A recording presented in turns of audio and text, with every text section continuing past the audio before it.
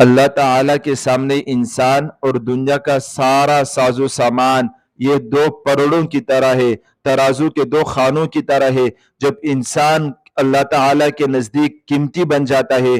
اچھا عقیدہ بنا لیتا ہے، نیک اعمال کرتا ہے، مسلمانوں کے حقوق نہیں مارتا ہے، انسانوں کے حقوق نہیں مارتا ہے، اللہ تعالیٰ کو راضی رکھتا ہے، تو وہ انسان بھاری ہو جاتا ہے، تو انسان والا پرڑا بھاری ہو جاتا ہے اور سامان والا پرڑا ہلکا ہو جاتا ہے، تو مہنگائی خود بخود ختم ہو جاتی ہے، کیونکہ اللہ کے سامنے انسان بھاری ہو گیا، وزنی ہو گیا، قیمتی ہو گیا، اور سامان سارا کا سارا ہلکا ہو گیا، کم ہو گیا اور کم قیمت والا بن گیا، تو لہٰذا مہنگائی خود بخود ختم ہو جاتی ہے۔ اور اگر انسان کفر شرک کرتا ہے، انسان اللہ تعالیٰ کی نافرمانی کرتا ہے، انسان گناہوں میں لگا رہتا ہے، تو اللہ تعالیٰ کے سامنے یہ انسان قیمتی نہیں ہوتا ہے، ہلکا ہو جاتا ہے، اور ساز و سامان پھر انسان سے بھاری ہو جاتا ہے، تو سامان والا پلڑا پھر نیچے ہو جاتا ہے، وزنی ہو جاتا ہے، انسان ہلکا ہو جاتا ہے۔ اس طرح جو ہے نا مہنگائی کیا ہو جاتی ہے، زیادہ ہو جاتی ہے، اور انسان جو ہے نا وہ ہلکا ہو جاتا ہے۔